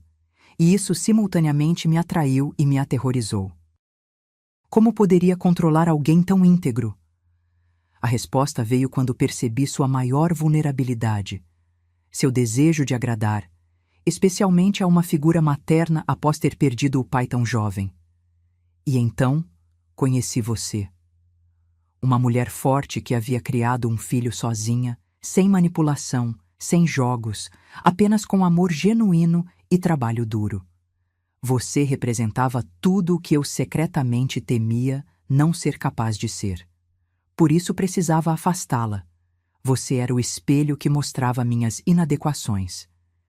Quando as crianças nasceram, prometi a mim mesma ser diferente, ser melhor.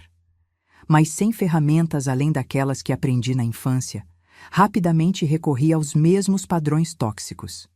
afastar as crianças de pessoas que as amavam verdadeiramente, usar culpa e medo como controle, mentir tão consistentemente que às vezes eu mesma acreditava.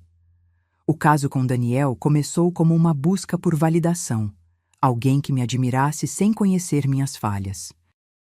Tornou-se uma fuga da crescente consciência de que estava destruindo minha família. E, finalmente, transformou-se apenas em mais uma mentira a qual me agarrava por orgulho e medo.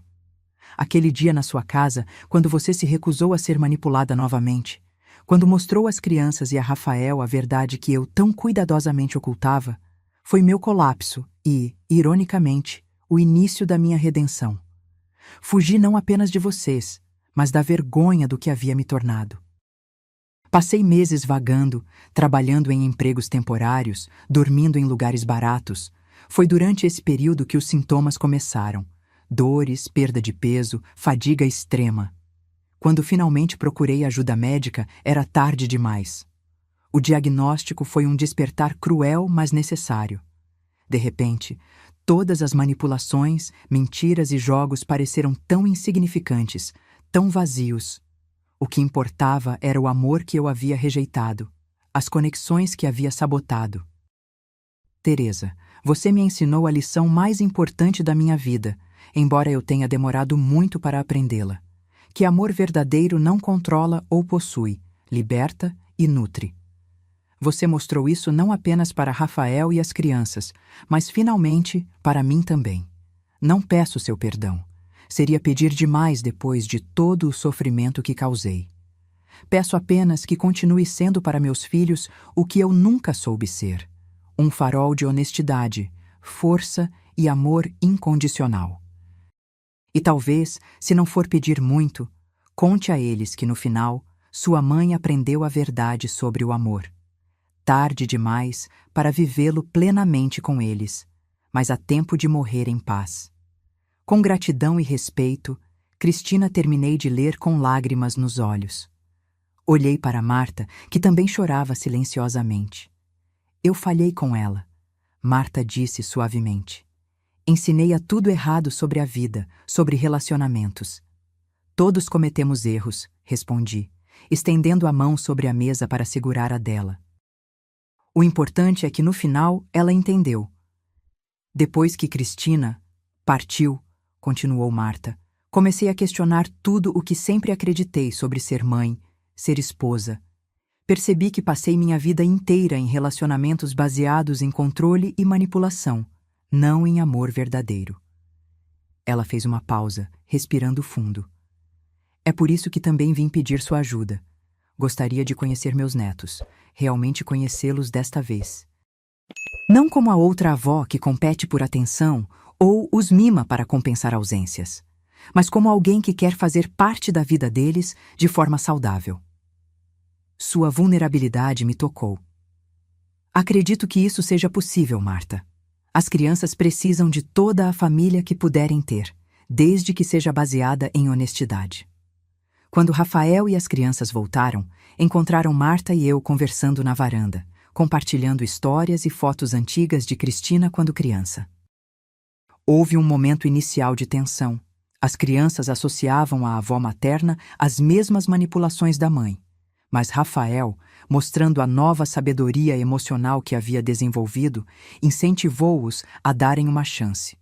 As pessoas podem mudar, ele lembrou-os gentilmente. Vimos isso acontecer com sua mãe. Os meses seguintes trouxeram uma nova dinâmica à nossa família estendida. Marta, aos 70 anos, estava reaprendendo a se relacionar sem manipulação ou controle.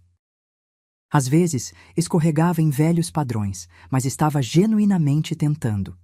Rafael estabeleceu limites claros mais justos para seu envolvimento, e eu ajudava a mediar quando necessário.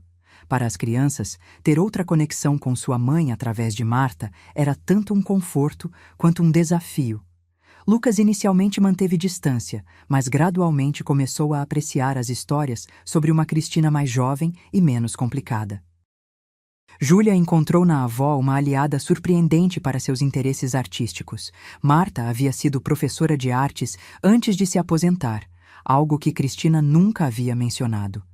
Pedro, sempre o mais aberto, simplesmente gostava de ter outra vovó para amar.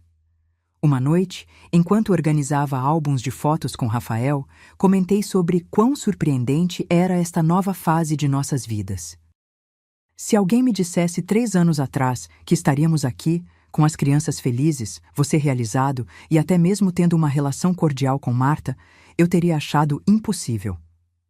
Rafael sorriu, selecionando uma foto recente de todos nós, incluindo Marta, em um piquenique no parque. É engraçado, não é? A vida raramente segue o caminho que esperamos.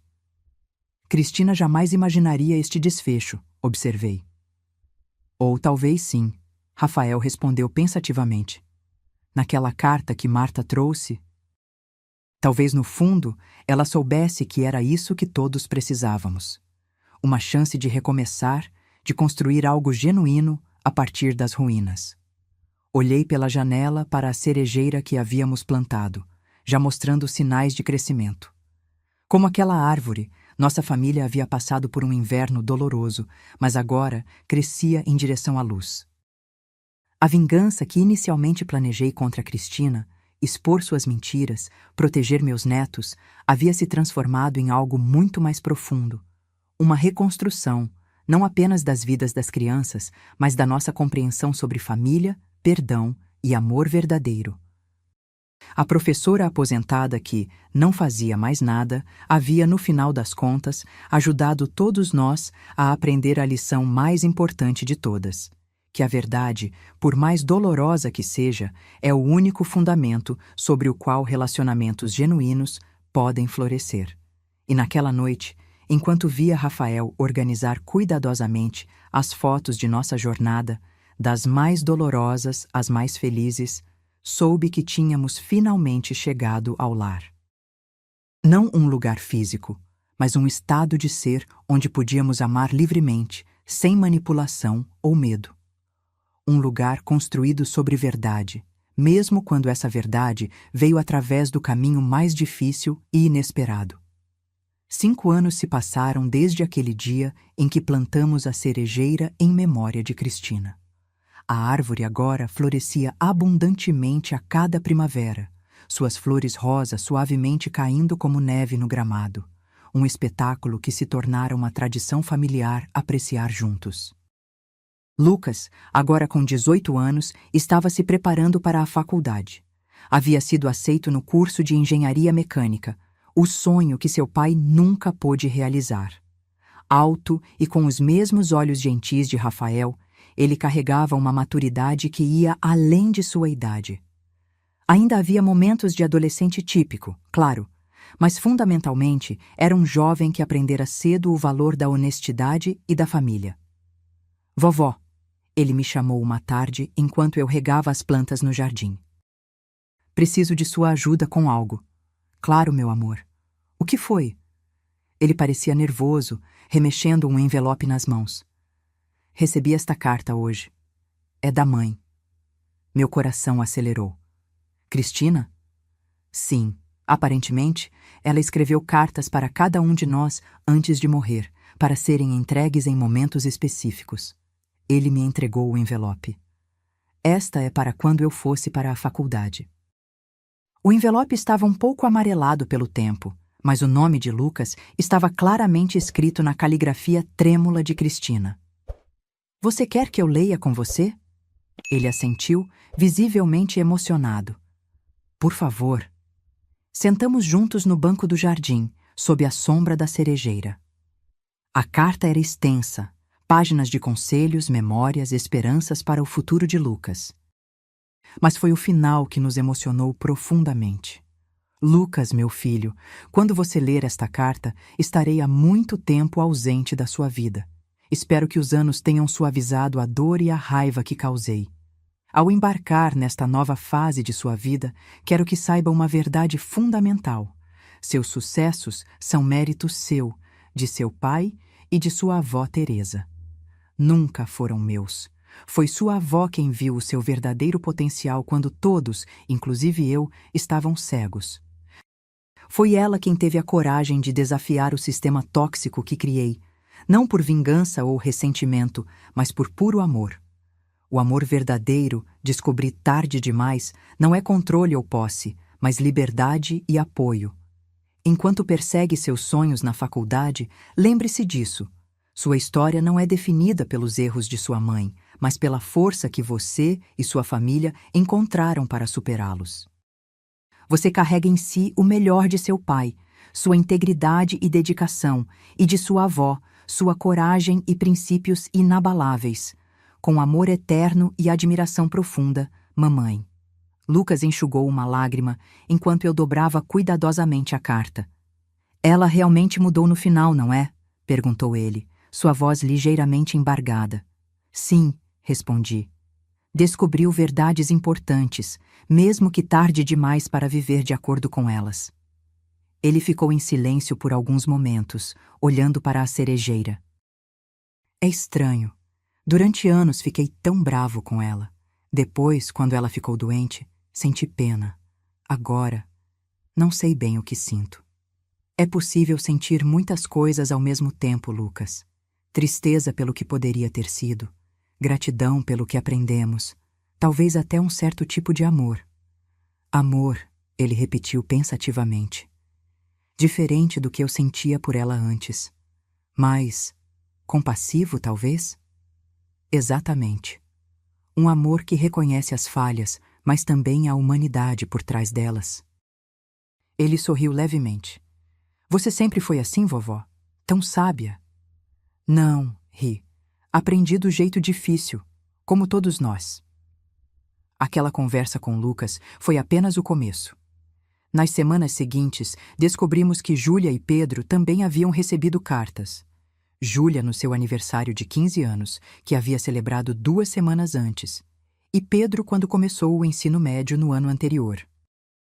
Cada carta era personalizada, abordando momentos específicos da vida de cada criança, como se Cristina, em seus últimos dias, tivesse tentado mapear os marcos importantes que perderia. Havia também uma carta para Rafael, entregue no que teria sido seu 20º aniversário de casamento. Ela realmente pensou em tudo, comentou Rafael uma noite, depois que as crianças foram dormir.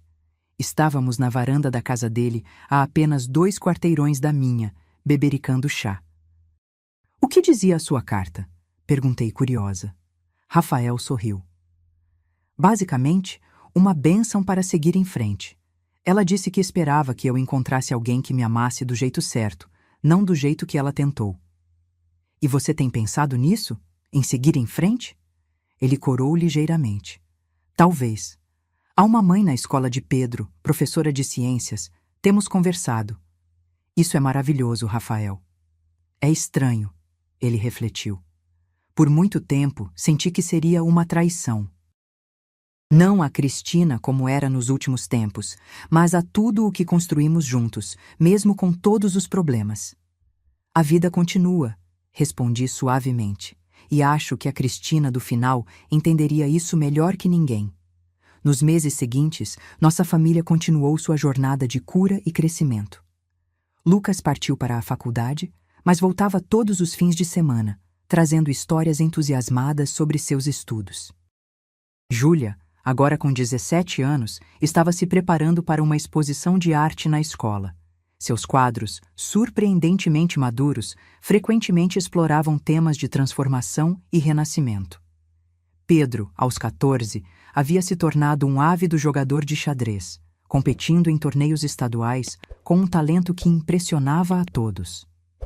Rafael começou a namorar oficialmente Elisa, a professora de ciências, uma mulher gentil e autêntica que rapidamente conquistou o respeito das crianças e o meu. Diferente de Cristina, ela não tentava substituir ninguém ou competir por atenção, simplesmente oferecia seu próprio tipo de carinho e apoio. Marta, a mãe de Cristina, continuava parte de nossas vidas, agora como uma presença positiva e estabilizadora. Aos 75 anos, havia feito sua própria jornada de autodescoberta e transformação, frequentemente dizendo que aprendia mais com seus netos do que eles com ela. Quanto a mim, a professora aposentada que não fazia nada, nunca estive tão ocupada ou realizada. Meu pequeno centro educacional havia crescido para atender mais de 30 crianças com necessidades especiais de aprendizagem. Escrevi um livro sobre minhas experiências pedagógicas que, para minha surpresa, ganhou reconhecimento nos círculos educacionais. E mais importante, desfrutava plenamente de meu papel como matriarca desta família reconstruída, não como uma figura autoritária, mas como um pilar de força e sabedoria. Em uma tarde ensolarada de primavera, 7 anos após o início de nossa história, toda a família se reuniu sob a cerejeira para um almoço especial. Lucas havia voltado da faculdade com a notícia de que recebera uma bolsa de pesquisa prestigiosa. Júlia celebrava sua aceitação em uma escola de arte renomada. Pedro havia vencido seu primeiro torneio nacional de xadrez, e Rafael e Elisa haviam anunciado seu noivado. Enquanto observava todos reunidos na grande mesa de jardim, conversando, rindo, compartilhando histórias, senti uma profunda sensação de completude. O caminho até ali havia sido tortuoso e muitas vezes doloroso, mas cada desvio e obstáculo nos trouxera exatamente onde precisávamos estar. "No que está pensando, vovó?" perguntou Pedro, sentando-se ao meu lado com um pedaço de bolo. "Em como a vida é surpreendente, meu amor. Em como às vezes as coisas mais difíceis nos levam aos lugares mais belos. Como quando a mamãe nos deixou com você naquele dia?" Ele perguntou com a perspicácia que sempre o caracterizou. "Exatamente assim." "Sabe," ele disse pensativamente, "às vezes penso em como seria se ela estivesse aqui agora. Se teria mudado de verdade ou voltado a ser como antes." "Acredito que ela teria continuado sua jornada," respondi.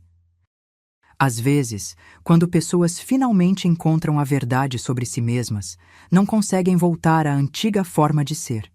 É como sair de uma caverna escura para a luz, difícil querer retornar às sombras. "Você acha que ela estaria feliz? Conosco, quero dizer." "Tenho certeza que sim," respondi abraçando-o. "Na carta que ela me deixou, disse que seu maior desejo era que vocês crescessem em um lar de amor verdadeiro e honestidade. E é exatamente o que aconteceu." Mais tarde, quando todos ajudavam a recolher a mesa, Rafael me puxou para um abraço espontâneo. "O que foi isso?" perguntei surpresa. Estava apenas pensando em como tudo começou, com um telefonema arrogante e uma exigência. "Afinal, você não faz mais nada," citei, rindo da lembrança que agora parecia tão distante. "E olhe para tudo o que você fez," ele disse, sua voz carregada de emoção.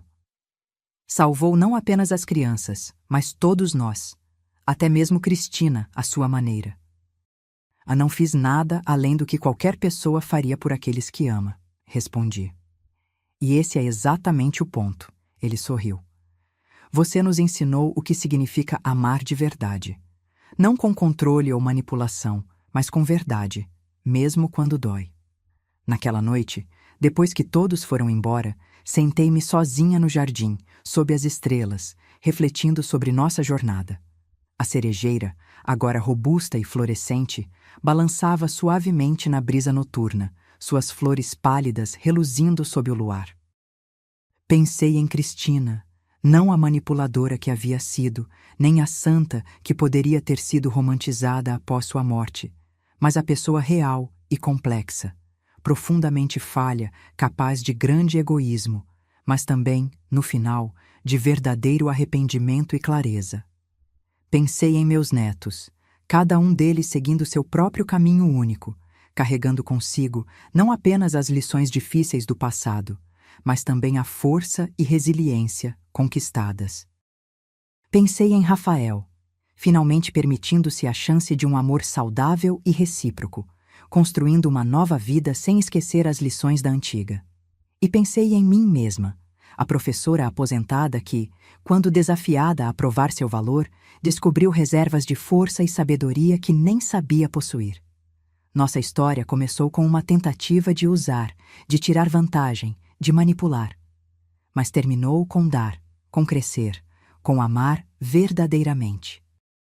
A vingança, que inicialmente planejei, não se materializou como esperava. Em vez de destruição, encontramos redenção. Em vez de triunfo sobre um inimigo, descobrimos verdades sobre nós mesmos. A lição final percebi enquanto observava uma pétala de cerejeira cair suavemente sobre minha mão. Era que, às vezes, a maior vitória não é vencer alguém, mas libertar todos, inclusive nós mesmos, das amarras de mentiras e manipulações que nos impedem de amar plenamente. E essa talvez tenha sido a vingança mais doce de todas, transformar um ato de egoísmo em uma jornada de amor que continuaria a florescer por gerações, assim como a cerejeira que agora guardava nossa história em suas raízes, tronco e flores. Agora, se você gostou dessa história, clica em se inscrever e me diz nos comentários qual parte te deixou de queixo caído. Ah, e não esqueça de se tornar membro para ter acesso a vídeos exclusivos que não posto aqui. Te espero lá.